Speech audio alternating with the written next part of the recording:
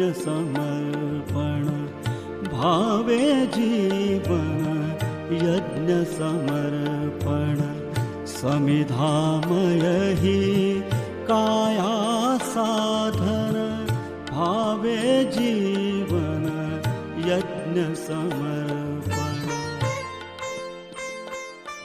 असू आम्ही सुखाने पत्थर पायातील, मंदिर उभविणे हेच आमुचे शील.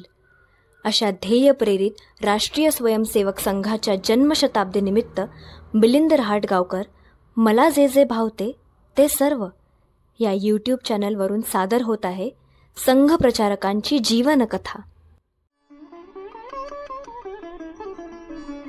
गतिशील व्यक्तिमत्व केशवराव देशमुख. राष्ट्रीय स्वयंसेवक संघ म्हणजे 80 वर्षांपासून सुरू असलेले व्यक्ती निर्माणाचे एक मूक आंदोलन. मानवी मानव बने तो भी बहुत है, मानवी मानव बने तो धणम या मंत्राला साकार करणारा संघटित प्रयत्न म्हणजे संघकार्य. संघकार्य एक प्रकारे संघटन शास्त्राच्या खुल्या विद्यापीठासारखे आहे. 80 वर्षांच्या अखंड एकनिष्ठ कार्यामुळे देशव्यापी व्यवस्थेची चौकट तयार झाली आहे, ज्यात एक सुयोग्य निर्णय प्रक्रिया विकसित झाली आहे. प्रत्येक निर्णयाला राष्ट्रहिताच्या तराजूत मोजण्याचे सर्वोच्च मानक प्रस्थापित झाले आहेत. या चौकटीत व्यवस्था प्रक्रिया सारे काही असले तरी त्याची देखभाल करण्याची जबाबदारी कोणाची, त्याचे नेतृत्व कोणाकडे यावरही बरेच काही अवलंबून असते. गुजरातमध्ये अनेक व्यक्तिमत्वांच्या 30-40 वर्षांच्या त्याग तपस्येने संघकार्याचा एक मजबूत पाया तयार झाला, चौकटही विकसित झाली. अशा वेळी स्वर्गीय केशवराव देशमुखांनी गुजरातमध्ये संघाचे प्रांत प्रचारक म्हणून जबाबदारी सांभाळली. संघ व्यवस्थेत प्रांत प्रचारक अतिशय महत्त्वाची जबाबदारी पार पाडित असतात. देशमुखांचा प्रांत प्रचारक म्हणून कालखंड पाहिला तर त्यांची कार्यशैली आणि व्यक्तित्व याची विलक्षण छाप गुजरातच्या संघ जीवनावर दिसून येते. संघाच्या मजबूत पायव्यावर समाजाला सर्व पैलूंनी स्पर्श करणारे संघकार्य उभारणे ही त्यांची प्राथमिकता होती. गुजरातच्या संघ जीवनाचा सहजपणे कायाकल्प व्हावा, संघाची पारंपरिक जुनी छाप बदलावी, संघ हा समाज जीवनापासून वेगळा न राहता समाज जीवनाच्या सुखदुःखाचा तो भागीदार व्हावा, संघ जीवन आणि समाज जीवन समरस व्हावे अशी अनेक स्वप्ने साकार करण्यासाठी त्यांनी यशस्वी व्यूहरचना आखली. केशवराव देशमुखजींची कार्यशैली सतत विकासाभिमुख होती. नवे काहीही स्वीकारण्यासाठी करण्यासाठी ते तत्पर असत. त्यांचे व्यक्तित्व गतिशील होते, त्यांचे जीवन कर्मशील होते तर प्रयत्न परिवर्तनाचा होता. त्यांचा शोध ऊर्जावान होता तर व्यूहरचना त्यांच्या कामाचा प्राण होता. श्री केशवराव देशमुखांचे जीवन जेवढे गतिशील होते त्यापेक्षा अधिक गतिशील त्यांचा मृत्यू होता. चालते फिरते अनेक जीवनांना प्रेरणा देणारे व्यक्तित्व डोळ्याचे पाते लवते न लवते तोच शांत झाले.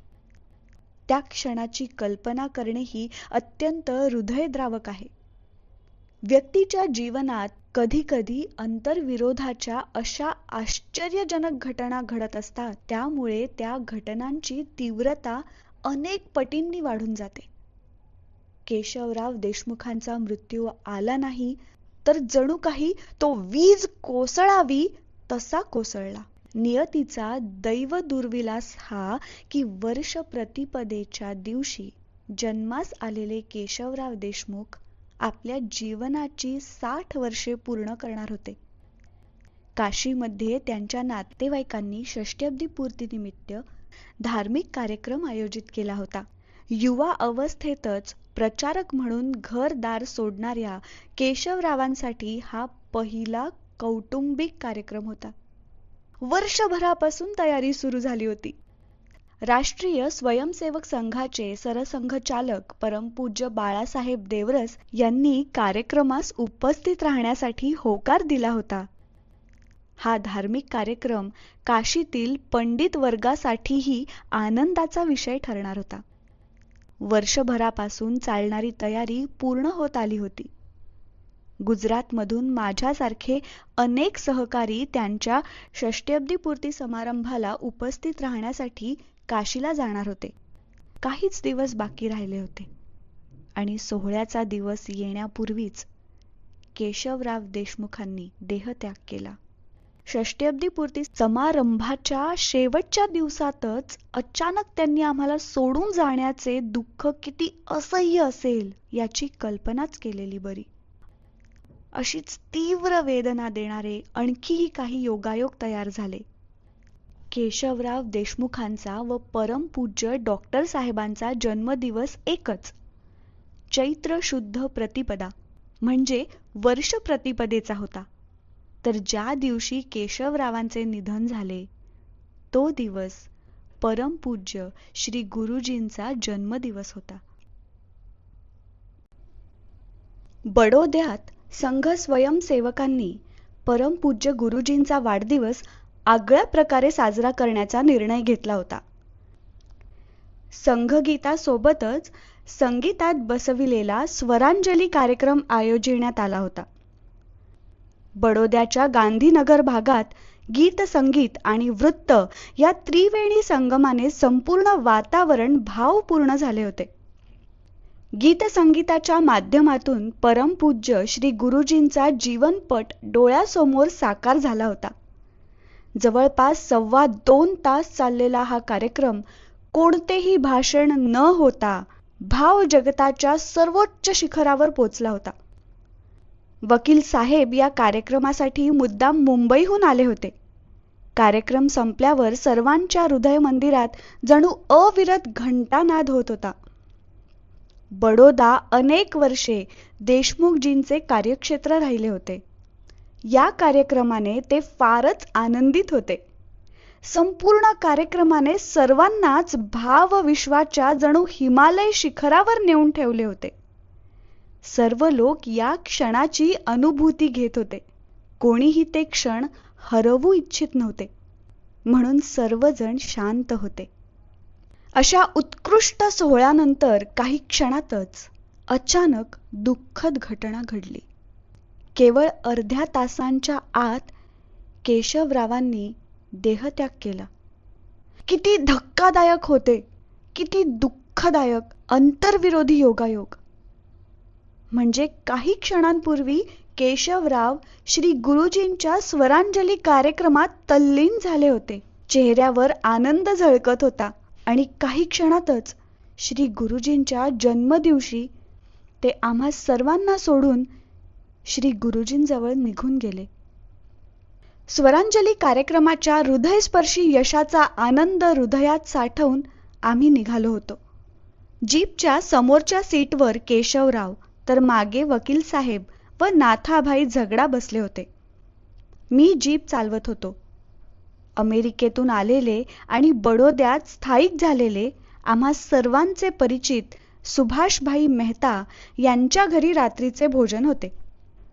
रात्री उशिरा वकील साहेब मुंबईला जाणार होते. बडोद्याच्या गांधीनगर भागातून अतिशय आनंदी वातावरणात आम्ही निघालो होतो. 15-20 मिनिटांचा रस्ता पार केला असेल. आमच्यावर कार्यक्रमाचा प्रभाव एवढा होता की आम्ही सर्वजण जवळजवळ शांत होतो. सुभाषभाईंच्या घरी पोहोचण्यासाठी सोसायटीच्या वळणावर जीप वळताच अचानक माझ्या बाजूला बसलेल्या केशवरावांचे शरीर माझ्या मांडीवर कोसळले. एकदम थंड देहाचा स्पर्श, जणू काही मांडीवर बर्फाचा तुकडा पडावा असा होता. देशमुखजी, देशमुखजी 2-4 वेळा हाक मारली. गाडी चालवीतच त्यांना जागे करण्याचा, जागविण्याचा प्रयत्न केला, पण सारे निष्फळ. जवळपास 3 मिनिटांनी आम्ही सुभाषभाईंच्या घरी पोचलो. तिथे तातडीने डॉक्टरांना बोलवण्यात आले, पण डॉक्टरांनी त्यांना मृत घोषित केले. अर्ध्या तासापूर्वी एक उत्कट आनंदाचा क्षण, तर आता एक असह्य वेदनेचा क्षण. संघाचा एक हिरा काळाने आमच्याकडून हिरावून घेतला होता. संपूर्ण गुजरातच्या संघ परिवाराचा या बातमीवर विश्वासच बसत नव्हता. बडोद्यातील स्वरांजली कार्यक्रमासाठी आलेल्या स्वयंसेवकांसाठी तर मृत्यूने त्यांच्यावरच आघात केला असावा अशी स्थिती होती. जीवनातील तो एक न विसरता येण्यासारखा क्षण होता. मृत्यूला एवढ्या जवळून मी आपल्या डोळ्यांनी प्रथमच पाहिले होते. मृत्यूला विजेसारखे कोसळताना पाहिले होते. जीवनाच्या क्षणभंगुरतेचा अर्थ प्रथमच लक्षात आला होता. जीवनाची अनिश्चितता आणि मृत्यूची निश्चितता याचे तत्वज्ञान डोळ्यासमोर विक्राळ रूप धारण करून उभे होते.